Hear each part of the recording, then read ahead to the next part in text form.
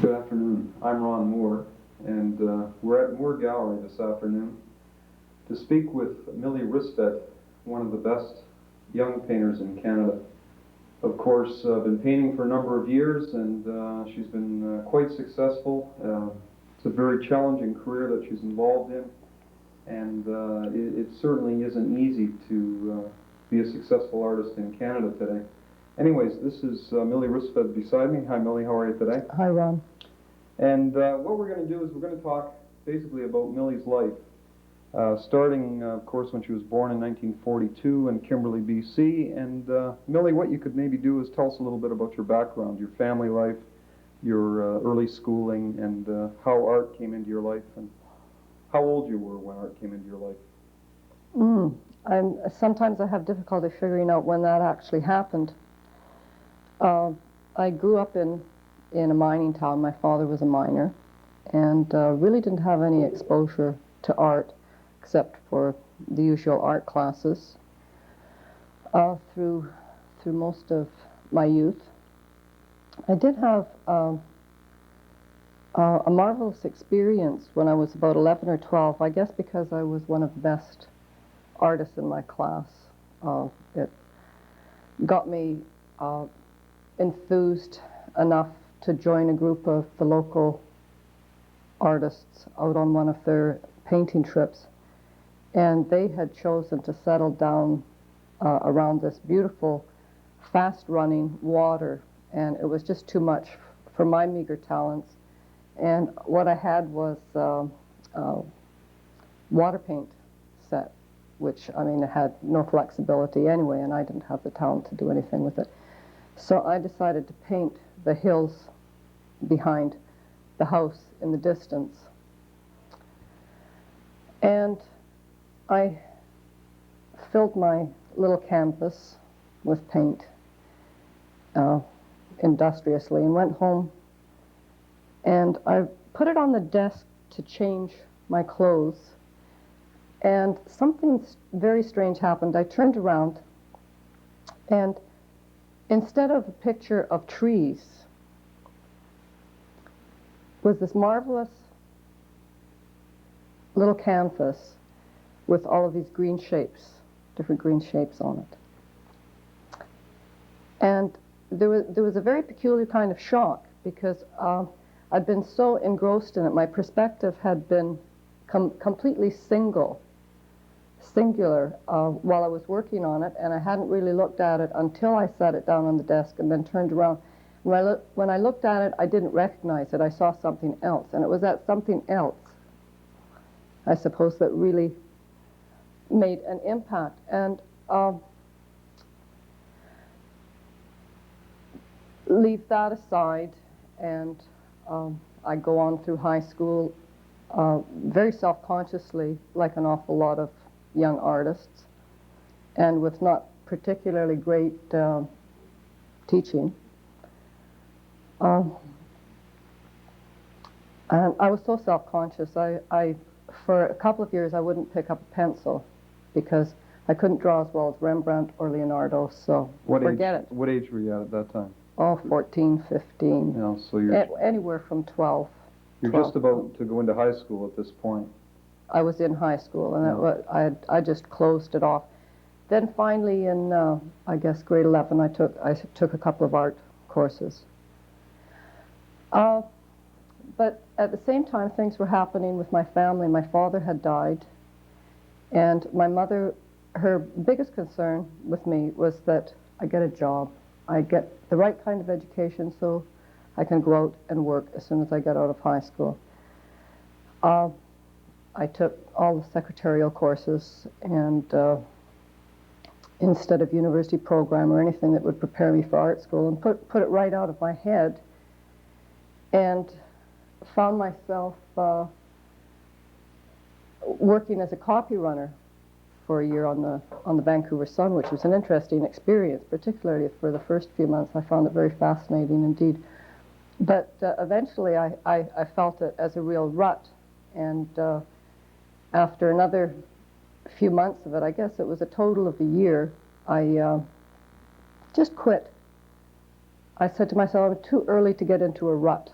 And this is a rut. It was a dead-end job as far as my qualifications were concerned and my interests. And I think it was early in the month of August, and I took myself down to the beach, and I lay in the sun from about, I mean, it's awful when I think of it now, from 8 o'clock in the morning till 4 in the afternoon. But it was fantastic because after 2 or 3 weeks, I had my head clear enough to find myself propped on my elbows one day reading, and the questions came into my head: what is it you've always wanted to do? And the answer came just as quickly, and that was to make art. I didn't even know what that involved. I'd never been into an art gallery. It was strange. I'd had very little exposure to real art, real good art. One of the things that I had run across when I was about 12 was a beautiful reproduction of one of Franz Marc's Blue Horse paintings. I can't even remember which painting it was. But what first drew me to it was because at that age, like a lot of girls, I was interested in horses. Mm-hmm. But I looked at it and I thought, this is not just a horse. This is really something else. Yeah. And then, I guess, somewhere else, I ran across some reproductions of Tiepolo's drawings. And I was really impressed with the light in his work. I mean, this education was so sporadic, what led up to my going to art school, that it makes it really difficult for me to account for how all of this happened. But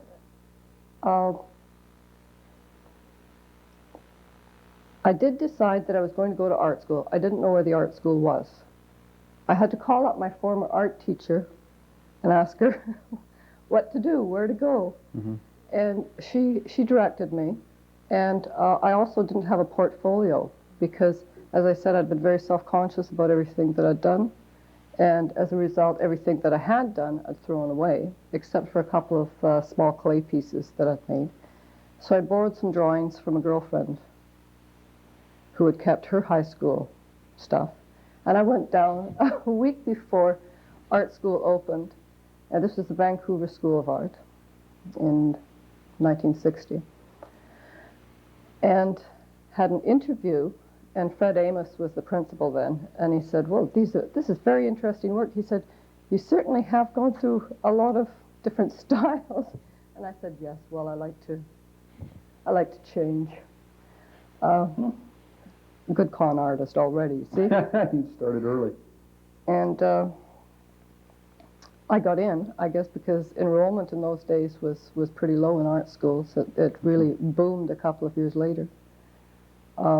And that week before I knew that I was accepted to art school was just absolutely dreadful. I couldn't sleep a wink. I had this feeling that I was embarking on the most important phase, the most important step. It was like stepping off a cliff and not knowing whether you're going to land safely or not. And yet I had no real knowledge of what I was getting into at all. But as soon as I started school, I really felt that, I knew I'd made the right decision. I finally felt that I was where I belonged. I was in the kind of environment that I needed to be in. Right. How did your parents react? I'm interested to know, were they supportive or were they reluctant to support you as far as your thoughts of being an artist? Well, my mother was good enough to just leave me alone by this time. I'd managed to get through high school without any serious misadventures, and I'd supported myself for a year. And she really didn't have a lot to say about it, and she wasn't the type of person to interfere with what I did anyway. She had no interest in the arts, but wasn't about to talk me out of it. Mm-hmm. Well, that sounds good. It sounds like she was actually supporting you by being that way. I think so, yes. What about, now let's talk about your period at the Vancouver School of Art. Let's talk a little bit about your teachers, and we've talked a little bit about methods of teaching. I think that that's fairly important to a student, especially. Mm-hmm. Maybe you could pass some ideas on about that.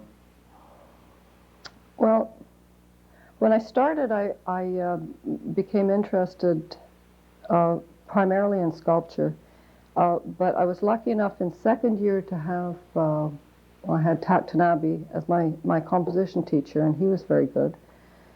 Roy Kayuka taught painting in second year.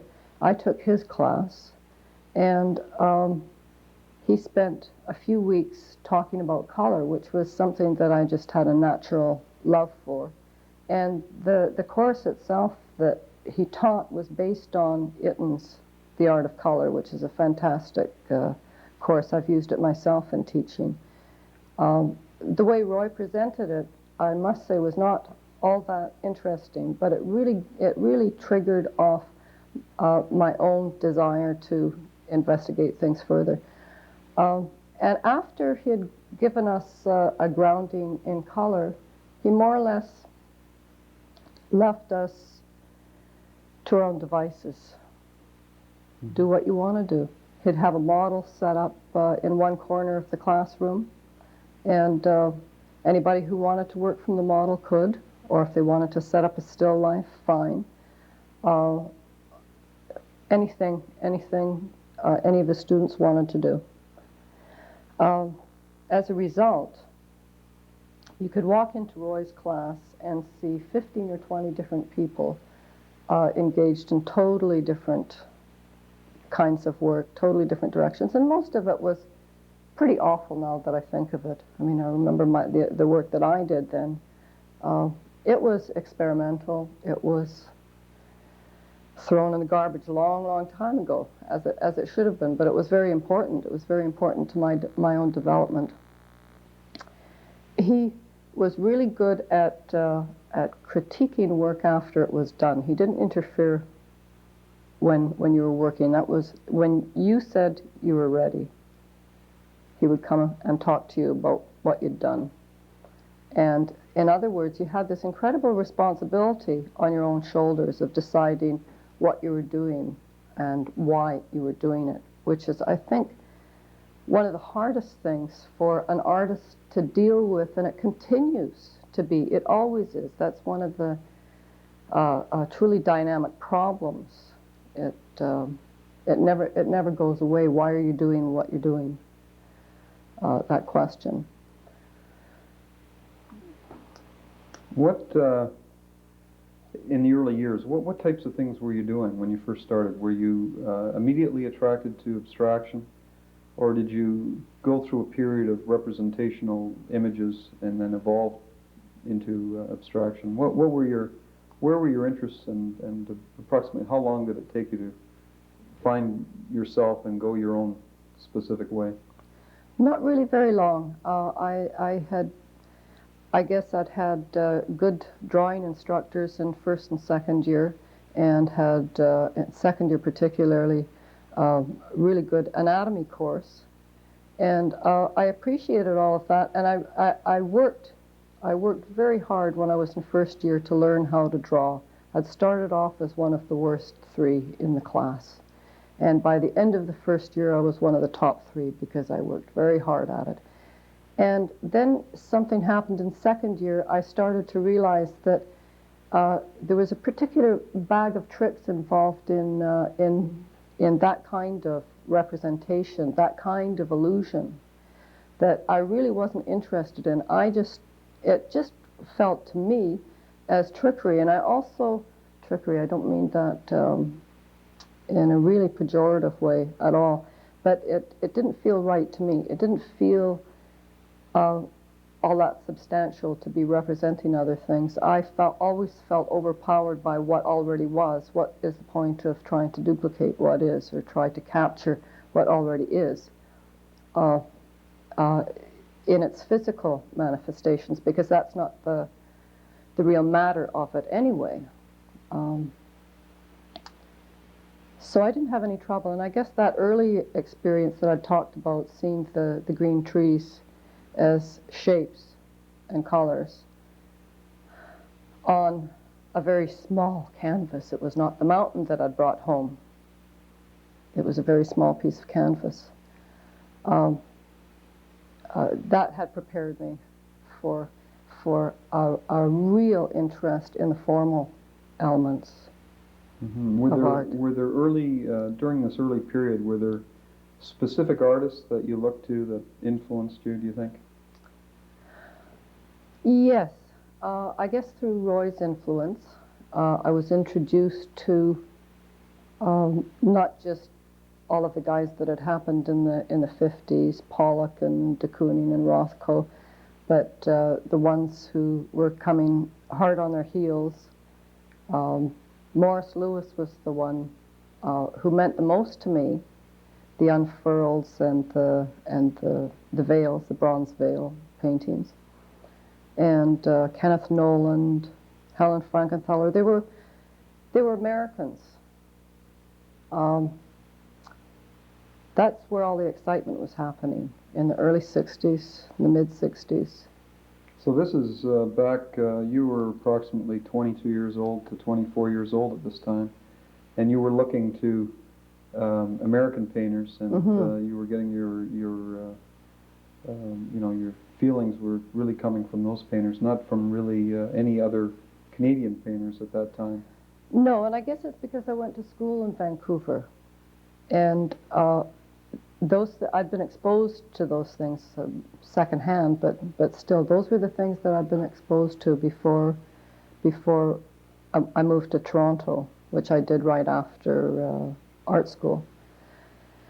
So when I got to Toronto, of course, the Mirvish Gallery was already open, and all of the work was there in the flesh.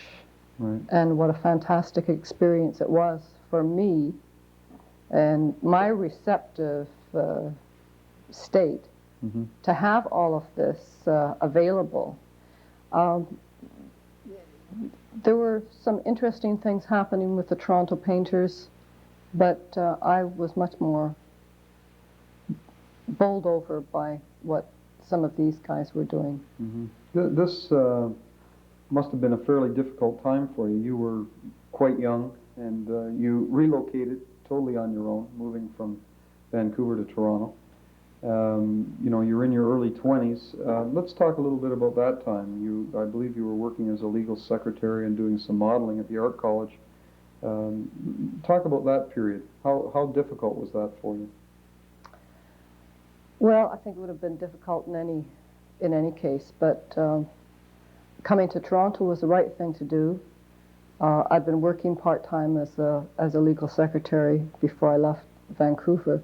So what I did was, I think the first day I was in Toronto, I went down to one of the Drake Personnel or Office Overload and found myself with a full-time job, which I managed to hang on to for 6 months, long enough to get myself established. And then I took part-time and temporary work, modeling and secretarial as well for the next few years until I got some teaching jobs, but they were part-time as well. So yeah, it was just a matter of working until I'd saved up enough money to buy paint and canvas, and could afford to take a few weeks off completely and paint. And I really started getting cranked up about in about the second year after I'd left school, and got a lot of work done. I had a beautiful little studio that I lived in down on Leader Lane behind the King Eddie Hotel, and it was about, let me see, 600 square feet, had beautiful high ceilings, good light. It was filthy, the dirt that used to come in the windows whenever they were open, the soot. Cold water sink in the hall. It was pretty primitive, no cooking facilities. I didn't eat properly for about 3 years and suffered terribly. You've been living in Toronto for a period of years. I guess you've been in Toronto for maybe 3 years, and then I think you had your first show at Carmela Manor. Let's talk a little bit about that first exhibition and what was involved. And how hard it was for you to get into the gallery. I mean, there's a lot of things that an artist has to do to get established that aren't easy. Well, the hardest thing is taking slides of your work or whatever your portfolio consists of into a dealer and risking being turned down. That's always hard. And I was nervous. I shook like a leaf when I went in. Carmen didn't say anything about it at all. He called me a couple of weeks later and asked me to bring down a couple of paintings for a group show. And that's how it started. The reason I was interested in Carmen's was because at that time he was showing David Baldock. David had just had his first show, and I really liked his work a lot.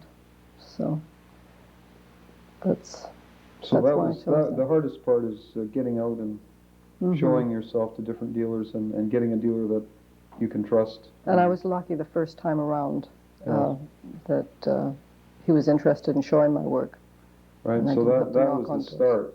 That was the start. You've had a lot of Right. shows since then and been involved in, well, the show that I first saw your work in was the Viewpoint Show here in Hamilton, which was a fabulous show. You had a gorgeous, large, colorful painting, and I was very excited about your painting. So it's through shows like that that people like me get to see artists and get to know about artists. Let's talk about the period that you were working with Jack Bush. You shared a studio with Jack Bush from 1960 to 1970. Tell us a little bit about that and your feelings about Bush and how he influenced you. Bush's work I didn't see until after I'd been exposed to Morris Louis and Kenneth Noland and Milton Avery and Hans Hofmann and a lot of other people. But because I'd already, I fell in love with it when I did see it. Not the first painting. The first Jack Bush painting I saw, I didn't like at all. It was one of the sash paintings, and I remember having an argument with David Murfish about this painting. I thought it was terrible.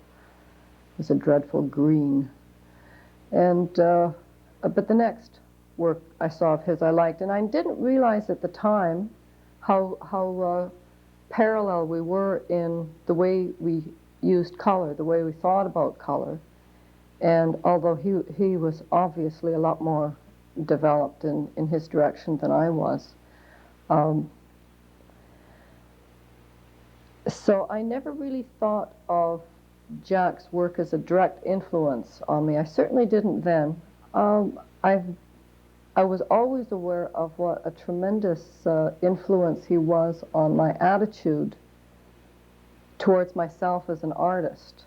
Yeah. And towards other artists and towards the whole community and the kind of excitement. He was very supportive of younger artists. He had his side of the studio and I had mine, and we didn't interfere with each other's work, but he was always very supportive.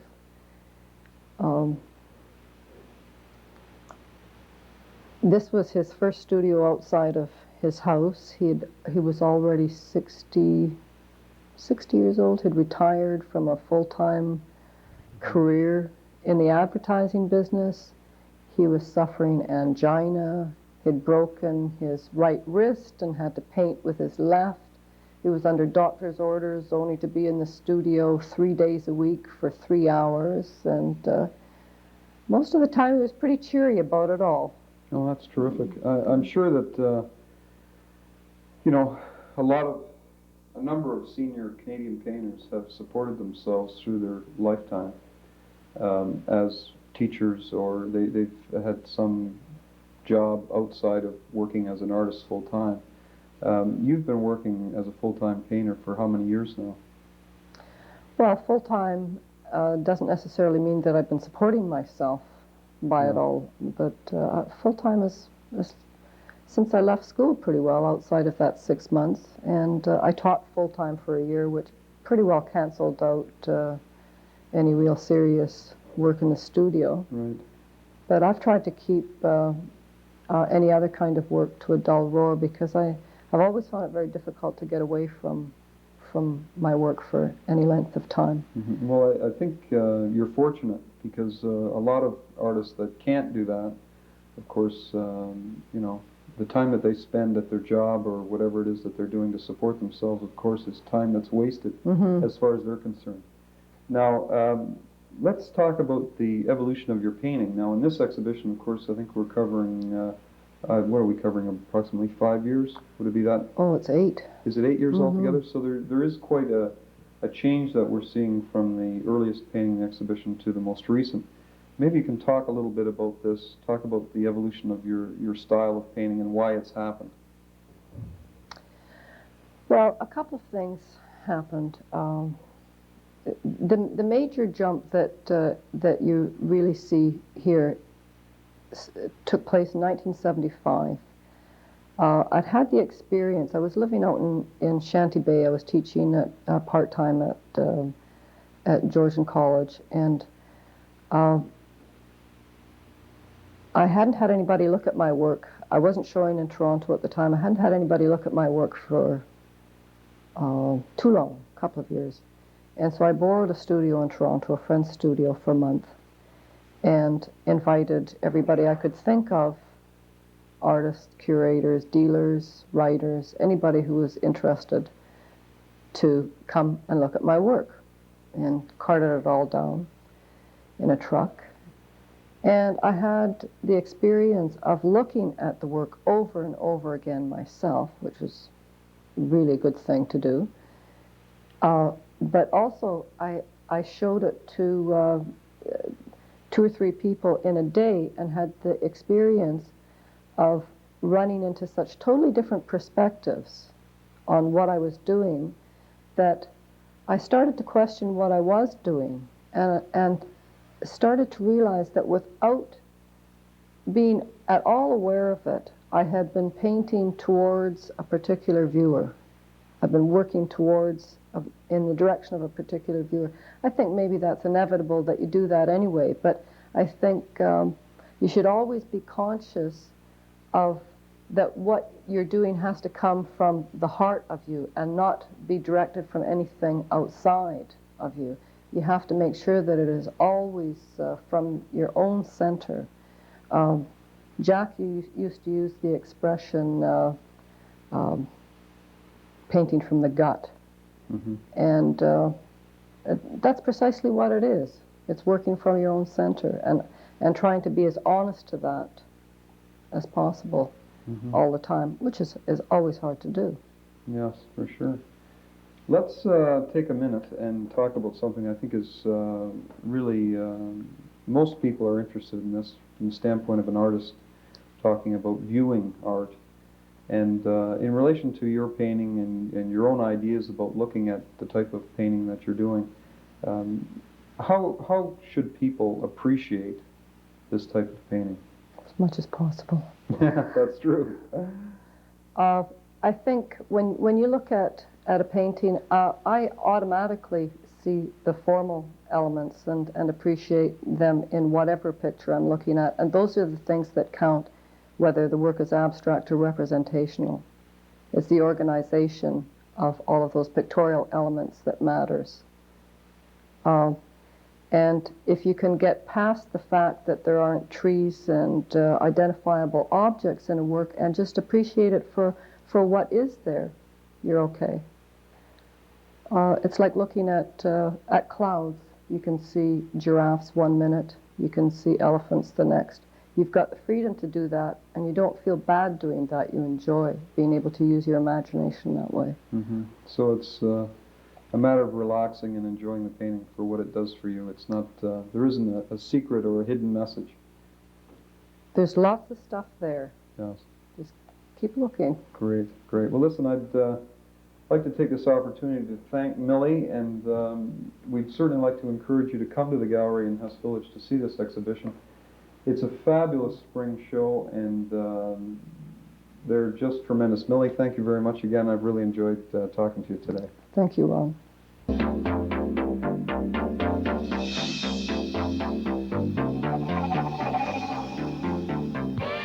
Serving your community. This is McLean Hunter, Cable TV.